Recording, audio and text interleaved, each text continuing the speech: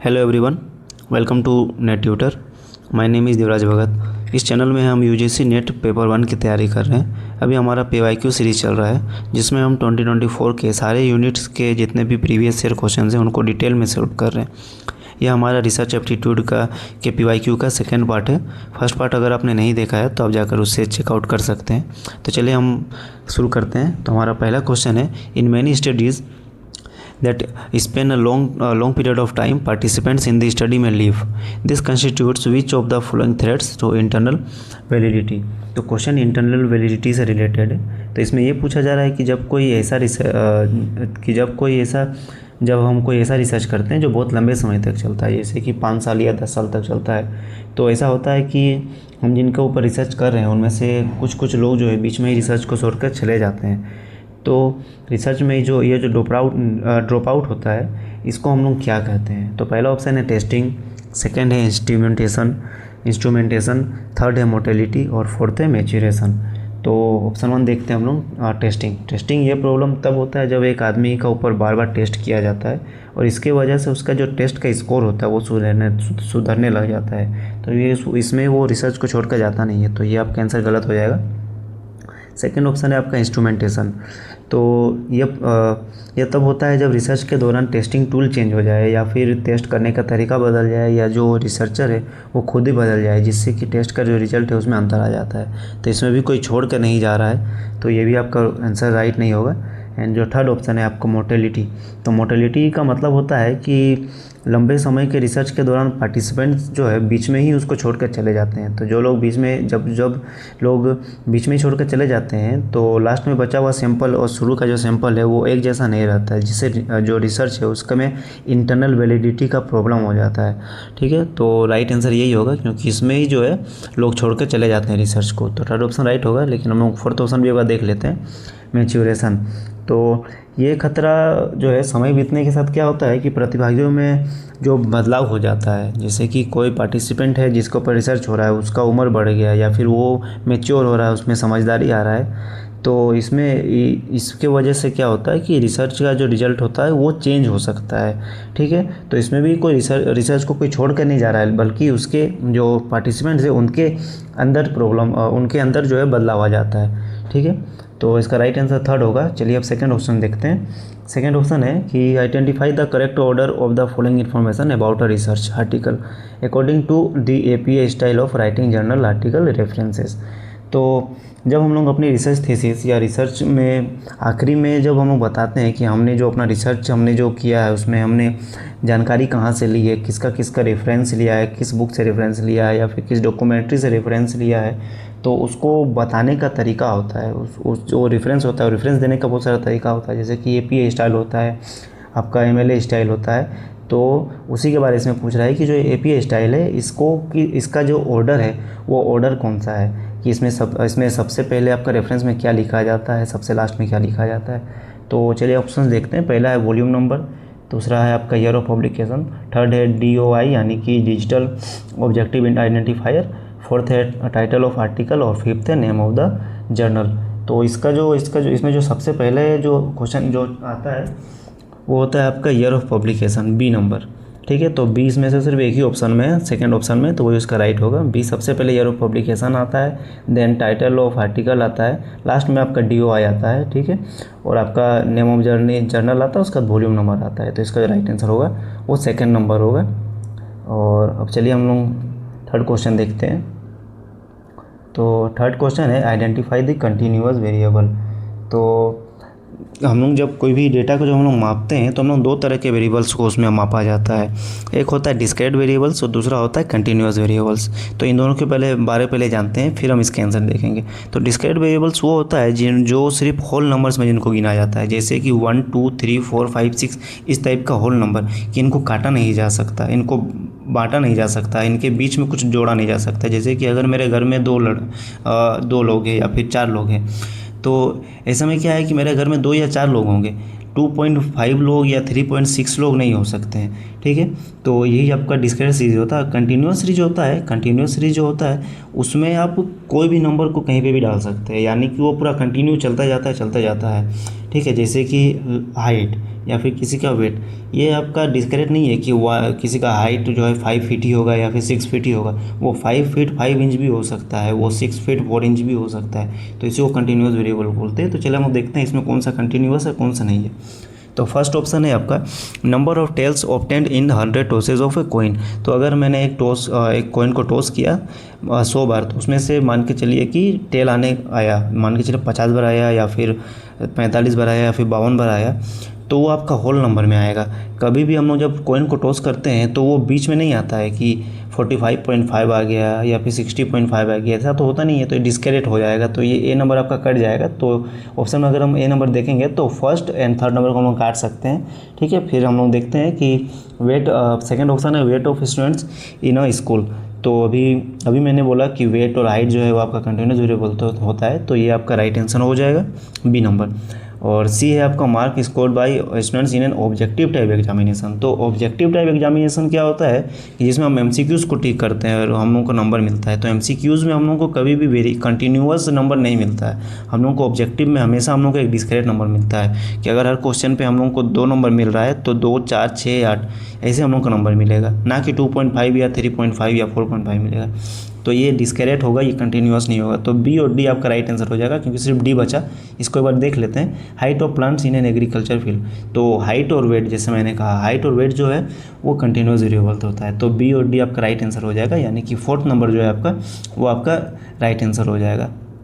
तो चलिए अब हम लोग फोर्थ नंबर क्वेश्चन देखते हैं। Identify the non parametric test use in statistical analysis. तो जो हमारा पिछला वीडियो था कल का, उसमें भी हमने हमने पैरामीट्रिक टेस्ट और नॉन पैरामीट्रिक टेस्ट के बारे में देखा था। तो आप उस वीडियो को जाके चेकआउट कर सकते हैं। इसको हम लोग डायरेक्ट इसके आंसर देखते हैं। तो आपका जो काई स्क्वायर टेस्ट है ये आपका नॉन पैरामीट्रिक टेस्ट होता है, यू टेस्ट भी नॉन पैरामीट्रिक होता है और एच टेस्ट भी नॉन पैरामीट्रिक होता है, टी टेस्ट आपका पैरामीट्रिक टेस्ट होता है। तो चलिए देखते हैं ए, बी और सी। तो ऑप्शन में यहाँ पे ए, बी और सी नहीं है, यहाँ पे ए, बी या बी, सी है, 2 ही ऑप्शन दिया जा रहा है, हर में 2 को ही चुना जा रहा है। तो इसका राइट आंसर यहाँ पे नहीं दिया हुआ है, जबकि इसका जो राइट आंसर है इसमें ये तीनों टेस्ट होंगे ऊपर के, ए, बी एंड सी। तो बी, सी एंड ए। तो अच्छा कोई बात नहीं है, हो सकता है इसको एनटीए ने इसको ड्रॉप कर दिया हो इस क्वेश्चन को। चलिए अब हम नेक्स्ट क्वेश्चन देखते हैं। फिफ्थ क्वेश्चन है, ये है according to UGC regulations 2018 on plagiarism which of the following percentage of similarity in research article would result in denial of 1 annual increment to a university teacher. तो इसमें plagiarism के बारे में बात किया जा रहा है। तो प्लेजरिज्म का मतलब होता है साहित्यिक चोरी, यानी कि जब हम अपने रिसर्च में किसी और के रिसर्च के या फिर किसी और के काम को जो हम लोग डालते हैं और हम लोग नहीं बताते हैं तो ये चोरी होता है। जो अगर मैं किसी के और के रिसर्च के काम को अगर मैं लेता हूँ और अगर मैं उनका रेफरेंस देता हूँ, बता देता हूँ कि मैंने कहाँ से लिया, तो फिर ये चोरी नहीं होगा, ये तो मांगना हो गया।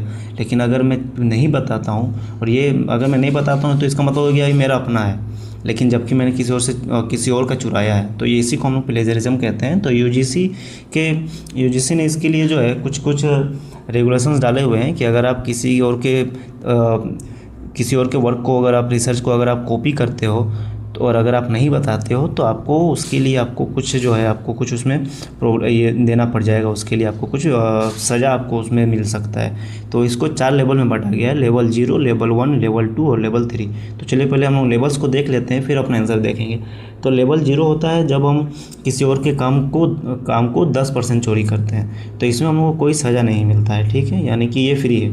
लेकिन अगर हमारा लेवल 1 आ जाता है, यानी कि अगर हम किसी के काम को 10% से अधिक चोरी कर लेते हैं या फिर 40% तक चोरी करते हैं, इसका एक क्राइटेरिया है लेवल 1 का, 10% से अधिक और 40% तक। तो इसमें क्या होता है कि हम लोग का जो पेपर हम लोग ने जो रिसर्च पेपर जो हम लोग लिखा है उसको हम लोग को फिर से सुधार के दोबारा लिखना पड़ता है। उसके लिए हम लोग को एक लिमिटेड टाइम दिया जाता है, उस टाइम के दौरान हमको उसको फिर से रिसर्च को हम लोग को दोबारा हम लोग को तैयार करके फिर से हम लोग को देना पड़ता है, ठीक है। और फिर अब लेवल 2 जो होता है, लेवल 2 होता है आपका 40% से अधिक और 60% तक। तो इसमें क्या होता है कि चूँकि इसमें यूनिवर्सिटी टीचर के बारे में बोला गया है, तो इसमें क्या होता है कि उसका जो है 1 साल का उसका जो एनुअल इंक्रीमेंट होता है सैलरी का वो रोक दिया जाता है, और साथ ही उसको 3 साल तक वो किसी और का गाइड नहीं बन सकता है, ये उसको सज़ा दिया जाता है। और जो थर्ड लेवल जो होता है, 4th नंबर, उसमें क्या होता है कि अगर आपका 60% से अधिक आपने किसी के काम को चोरी किया है तो इसमें आपका 2 साल तक का आपका एनुअल इंक्रीमेंट जो है उसको रोक दिया जाएगा, और साथ ही साथ आप 3 साल तक किसी के भी गाइड नहीं बन पाइएगा। तो इसका जो राइट आंसर होगा वो लेवल 2 होगा, यानी कि 40 से 60%। तो इसका जो राइट आंसर है वो आपका 3rd नंबर है, ठीक है। और ऐसे नियम जो है सिर्फ आपके टीचर्स के लिए ही नहीं है, सिर्फ जो आपके यूनिवर्सिटी में पढ़ा रहे हैं, बल्कि उनके लिए भी होता है जो नहीं पढ़ा रहे हैं और सिर्फ जो है सिर्फ रिसर्च कर रहे हैं, उनके लिए भी ऐसे ही 4 लेवल्स हैं और परसेंटेज भी वही है, बस वजह जो है थोड़ा अलग है, ठीक है। तो चलिए हम लोग नेक्स्ट क्वेश्चन देखते हैं, 6th क्वेश्चन। 6th क्वेश्चन है आपका, which of the following type of sampling is likely to have maximum bias. तो इसमें ये पूछा जा रहा है कि ये जो चारों सैम्पलिंग्स जो है ये ऑप्शंस में, इनमें से कौन सा ऐसा सैम्पलिंग है जिसमें सबसे ज़्यादा बायस होता है, यानी कि उसमें पक्षपात होता है। तो हम लोग जो कल का वीडियो में हम लोग ये भी पढ़ा था कि आपका सैम्पलिंग 2 तरह का होता है, एक प्रोबेबिलिटी सैम्पलिंग होता है, एक नॉन प्रोबेबिलिटी सैम्पलिंग होता है। तो बायस होने का सबसे ज़्यादा चांस होता है नॉन प्रोबेबिलिटी सैम्पलिंग में। तो हमें ये देखना है कि इन चारों में से कौन जो है नॉन प्रोबेबिलिटी सैम्पलिंग का टाइप है। तो सिंपल रैंडम सैम्पलिंग जो है पहला ऑप्शन, ये आपका प्रोबेबिलिटी सैम्पलिंग का टाइप है, ये नहीं होगा। सेकेंड है आपका स्ट्रेटिफाइड रैंडम सैम्पलिंग, ये भी आपका जो है प्रोबेबिलिटी सैम्पलिंग का ही है, तो ये भी सही आंसर नहीं होगा। स्नोबॉल सैम्पलिंग, ये आपका राइट आंसर है क्योंकि इसमें बायस पाया जाता है, ठीक है। तो राइट आंसर ये हो जाएगा। और अगर आपको प्रोबेबिलिटी और नॉन प्रोबेबिलिटी सैम्पलिंग के बारे में अगर आपको पढ़ना है तो आप मेरे पिछले वीडियो देख सकते हैं, क्वेश्चन के जरिए ही मैंने उसको आपको अच्छे से एक्सप्लेन किया है। तो चलिए अब हम लोग नेक्स्ट क्वेश्चन देखते हैं, 7th question. Identify the threats to internal validity associated with participants in study. तो क्वेश्चन में ये पूछा जा रहा है कि वो कौन सा कारण है या फिर कौन सा थ्रेट है जो इंटरनल वैलिडिटी को ख़राब कर देता है, ठीक है। तो सबसे पहले हम थ्रेट्स देखते हैं, चारों थ्रेट्स के बारे में पढ़ते हैं, उसके बाद हम देखते हैं कि इनमें से कौन कौन सा थ्रेट है जो इंटरनल वैलिडिटी को ख़राब करता है, ठीक है। तो पहला है टेस्टिंग थ्रेट। तो टेस्टिंग थ्रेट के बारे में हमने पहले ये 2nd क्वेश्चन में भी पढ़ा था कि जब एक ही इंसान के ऊपर बार बार टेस्ट किया जाता है तो उसका टेस्ट इसको सुधारने लग जाता है, तो यही आपका जो है ये आपका थ्रेट बन जाता है, ये इंटरनल थ्रेट है, ठीक है, क्योंकि ये आपके इंटरनल वैलिडिटी को ख़राब करता है। तो फर्स्ट ऑप्शन आपका राइट होगा। सेकेंड ऑप्शन है आपका सिलेक्शन थ्रेट। तो ये तब होता है जब रिसर्च के लिए हम लोग के ग्रुप्स को चुनते हैं तो उसमें हम लोग निष्पक्षता नहीं बरतते हैं, या फिर हम लोग, इसका मतलब क्या हो कि हम लोग जो सिलेक्शन जो हम लोग करते हैं लोगों का जिनको हमको रिसर्च करना है वो फेयर नहीं होता है। यानी कि हम किसी एक ग्रुप को ऐसे चुन लेते हैं इसमें बहुत सारे स्किल्ड और नॉलेजेबल लोग हैं, दूसरे ऐसे ग्रुप को चुन लेते हैं जो कि नॉलेजेबल नहीं है, ठीक है, यानी कि इसमें बायस हो जाता है, ठीक है। तो ये भी आपका रिसर्चर से जुड़ा हुआ है, तो ये इंटरनल वैलिडिटी के लिए ये भी आपका उसको ये भी ख़राब करता है। तो सेकंड ए और बी दोनों ऑप्शन इसमें राइट होगा। तो ए और बी आपका फर्स्ट ऑप्शन और थर्ड ऑप्शन में, बस हमें अब सी और डी देखना है। तो थर्ड है आपका हिस्ट्री थ्रेट। तो हिस्ट्री थ्रेट का मतलब होता है कि जब कोई रिसर्चर रिसर्च कर रहा है, ठीक है, या 2 साल या 3 साल या 4 साल का टाइम ले रहा है, और उस दौरान अगर कोई बाहरी ऐसा घटना घट जाता है जिसके वजह से उसका जो डेटा उसको जो मिलता है इस डेटा में प्रॉब्लम हो जाता है, ठीक है, कोई ऐसा थ्रेट उसको बाहरी मिल जाता है जिसके वजह से उसका क्या होता है कि उसका कंट्रोल में नहीं है वो चीज़, ठीक है, ऐसा कोई बाहरी घटना घट जाता है। जैसे कि मान के चले कि कोई रिसर्च कर रहा है और उस दौरान कोई सरकारी नीति आ गई, तो अब उसके बाद जब वो डेटा को अगर वो मान के चले 4 साल का वो कोई रिसर्च कर रहा है, 2 साल तक उसने एक डेटा कलेक्ट किया, फिर 2 साल बाद कोई सरकारी नीति आ गई या फिर कोरोना आ गया मान के चले, जैसे कि अब उसके बाद जब वो डेटा को कलेक्ट करेगा तो उसको तो अलग डेटा मिलेगा ना, तो ये इसको हम लोग हिस्ट्री थ्रेट बोलते हैं। लेकिन ये आपका इंटरनल वैलिडिटी नहीं है, ये एक्सटर्नल वैलिडिटी है, क्योंकि इसमें रिसर्चर का हाथ में कुछ भी नहीं है, उसको उस पर कंट्रोल ही नहीं कर सकता है इस चीज़ को। तो सी नंबर इसका रॉन्ग आंसर हो जाएगा, यानी कि इसका जो राइट आंसर होगा वो ए बी डी यानी कि थर्ड ऑप्शन होगा। फिर भी हम एक बार एट्रिशन थ्रेट जो है उसको देख लेते हैं। तो एट्रिशन थ्रेट होता है, इसमें इसको हम लोग मोटिलेटेड थ्रेट भी बोलते हैं, क्योंकि इसके बारे में हम लोग पहले भी पढ़े हैं कि ये जो है आपका जो पार्टिसिपेंट्स है उनसे जुड़ा हुआ है। तो अगर आप ऊपर इसी वीडियो में आप पहले देखेंगे तो आपको मोटिलेटेड थ्रेट के बारे में आपको मिल जाएगा। चलिए, तो इसका जो थर्ड नंबर है इसका राइट आंसर होगा।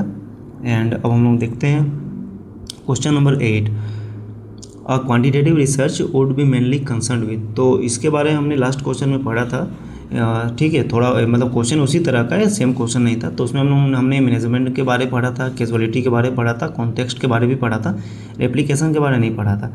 तो हम लोग को जो क्वेश्चन है, क्वेश्चन में हम लोग को ये पूछा जा रहा है कि जो क्वांटिटेटिव रिसर्च है उसका करेक्टरिस्टिक्स क्या क्या है। यानी कि अगर हम कोई रिसर्च करते हैं, किसी रिसर्च किया हमने और हमने किसी के सामने पेश किया, ठीक है, कि हमारे रिसर्च को आप देखो, तो अगला इंसान को कैसे पता चलेगा कि ये क्वांटिटेटिव रिसर्च है या फिर क्वालिटेटिव रिसर्च है। तो हमारा जो रिसर्च करने का जो तरीका होता है उसी से अगला इंसान को पता चलता है कि ये रिसर्च क्वांटिटेटिव है या फिर क्वालिटेटिव है। तो जो इसका पहला ऑप्शन है मेजरमेंट, ये आपका क्वांटिटेटिव होता है, तो ये राइट होगा। कैजुअलिटी जो है ये भी आपका राइट होगा, क्योंकि ये भी आपका क्वांटिटेटिव रिसर्च है, लेकिन जो कॉन्टेक्स्ट है ये आपका क्वालिटेटिव रिसर्च का एग्जांपल है। अगर आपको इसके बारे में अच्छा से पढ़ना है तो आप मेरा लास्ट वीडियो जो है उसको देख सकते हैं। बाकी बचा रेप्लिकेशन, इसके बारे में हमने नहीं पढ़ा था, तो इसको देख लेते हैं। तो रेप्लिकेशन का मतलब होता है किसी चीज़ को जब आप दोहराते हैं तो आपको आंसर फिर से वही मिलता है या नहीं मिलता है। तो जब क्वांटिटेटिव रिसर्च जो होता है जैसे, तो ये आपका इसका सबसे बड़ा कैरेक्टरिस्टिक, बहुत अच्छा कैरेक्टरिस्टिक यही है कि इसमें आपका रेप्लिकेबल होता है। ये क्यों होता है? क्योंकि अगर आप मान के चलिए आप किसी डेटा पे रिसर्च किया आपने, फिर दोबारा अगर आप उसी डेटा पे रिसर्च करेंगे तो आपको लगभग आपको सेम ही आपको आंसर मिलेगा, थोड़ा बहुत ही आपको चेंजेस मिलेगा हो सकता है, बाकी वो आपका जो होता है लगभग आपको डेटा जो है सेम ही मिलता है क्वांटिटेटिव रिसर्च में। तो ये आपका ए, बी एंड डी इसका राइट आंसर होगा। तो सेकंड नंबर इसका राइट ऑप्शन हो जाएगा। एंड चलिए अब हम लोग 9th क्वेश्चन देखते हैं। The criteria of credibility in qualitative research is equivalent to which of the following criteria in quantitative बोला तो इसमें सिंपली ये बोला जा रहा है कि क्वालिटेटिव रिसर्च में जिस चीज़ को हम लोग क्रेडिबिलिटी बोलते हैं उसी चीज़ को हम क्वांटिटेटिव रिसर्च में हम लोग क्या बोलते हैं। तो क्वालिटेटिव रिसर्च में जिसको हम लोग क्रेडिबिलिटी बोलते हैं उसको क्वांटिटेटिव रिसर्च में हम लोग इंटरनल वैलिडिटी कहते हैं, जिसके बारे में अभी हमने पिछले क्वेश्चन में देखा। तो इसका राइट आंसर सेकंड नंबर हो जाएगा, इंटरनल वैलिडिटी। ठीक है, एंड अब हम लोग लास्ट क्वेश्चन देखते हैं। लास्ट क्वेश्चन है identify correct statements about content analysis. तो इसमें ये पूछा जा रहा है कि ये जो चारों इसमें जो ऑप्शंस है, इन चारों ऑप्शंस में से कौन कौन सा ऑप्शन है जो कि कंटेंट एनालिसिस को अच्छे तरीके से एग्जामिन कर पा रहे हैं, ठीक है, एक्सप्लेन कर पा रहे हैं। तो हम सबसे पहले कंटेंट एनालिसिस का मतलब जानते हैं कि कंटेंट एनालिसिस का मतलब होता है कि जब हम रिसर्च कर रहे हैं तो हम किसी बुक्स को या डॉक्यूमेंट्स को जब हम पढ़ते हैं, उनका मीनिंग समझते हैं, उनका जो पैटर्न्स होता है उनको जब हम समझते हैं तो उसी को हम लोग कंटेंट एनालिसिस बोलते हैं। कंटेंट का एनालिसिस करना कि हमारा जो भी रिसर्च का जो टॉपिक है उससे जुड़ा हुआ पहले हमने कंटेंट लिया, उसको फिर हमने एनालिसिस किया, हमने पेपर को एनालिसिस किया, फिर मान के चलिए हमने बुक्स को एनालिसिस किया, हमने डॉक्यूमेंट्रीज़ को एनालिसिस किया, हमने डाटा को एनालिसिस किया। तो वही चीज़ है, उसके बारे में इसे पूछा जा रहा है इसमें कि इसमें कंटेंट एनालिसिस के बारे में कौन कौन सा चीज़ सही है। तो चलिए हम लोग ऑप्शन देखते हैं। पहला ऑप्शन है the main use of content analysis has been in the examination of printed text and documents. तो इसके बारे में भी हमने देखा कि जो कंटेंट एनालिसिस होता है इसमें आपका जो टेक्स्ट और जो डॉक्यूमेंट्स होते हैं या फिर जो भी बुक्स होते हैं उनको हम एग्जामिन करते हैं। तो ये राइट आंसर होगा, ये नंबर इसका राइट आंसर होगा। एंड बी देखते हैं the content analysis lack transparency. नहीं, ये ऑप्शन आपका गलत है, क्योंकि किसी एक इंसान ने जो भी एनालिसिस किया मान के चलिए उसको कोई दूसरा इंसान देख भी सकता है, उसको एग्जामिन भी कर सकता है, तो फिर इसमें लैक ऑफ ट्रांसपेरेंसी कैसे हो सकता है। जैसे कि मान के चलिए मुझे किसी टॉपिक पे रिसर्च करना है तो सबसे पहले मैं क्या करूँगा, उस टॉपिक पे पहले जितने भी रिसर्च हुए हैं उनको पहले मैं देखूंगा, उन कंटेंट्स को पहले मैं देखूंगा। तो मुझे तो ऐसा नहीं है कि मुझे किसी कंटेंट को नहीं देखने दिया जाएगा या फिर वो प्राइवेट है, ऐसा नहीं होता है। जब हमारा रिसर्च पब्लिश हो जाता है या कोई बुक पब्लिश हो गया तो वो तो सबके लिए है, फिर वो पब्लिकली सभी के लिए अवेलेबल है, तो फिर इसमें ट्रांसपेरेंसी लैक नहीं होता। इसमें ये आपका ऑप्शन जो है आपका गलत हो जाएगा। तो बी जिसमें वो गलत हो गया मान के चलिए तो थर्ड ऑप्शन आपका राइट हो जाएगा। एंड चलिए फिर भी बाकी दोनों देख लेते हैं। Coding is crucial in content analysing.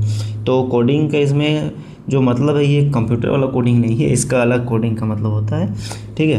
तो क्या होता है कि कंटेंट एनालिसिस करते समय जो रिसर्चर है वो बड़े बड़े जो पैराग्राफ्स होते हैं या जो टेक्स्ट होते हैं उनको छोटे कोड में या फिर कैटेगरी में बांट देता है, ताकि बाद में उसको जो है चीज़ों को ढूंढने में कोई दिक्कत ना हो। जैसे कि मुझे रिसर्च करना है तो मैं क्या करूँगा, मैं पेपर वगैरह अगर मैं पढ़ता हूँ तो मैं या फिर बुक्स पढ़ता हूँ या कुछ, तो मैं मान के चले कि नेशनल पॉलिटिक्स को अलग कैटेगरी में बांटूंगा, जियो पॉलिटिक्स को अलग कैटेगरी में बांटूंगा, स्पोर्ट्स को अलग कैटेगरी में बांटूंगा, ताकि बाद में मुझे कोई प्रॉब्लम ना हो। तो इसी को हम लोग कोडिंग बोलते हैं, ठीक है।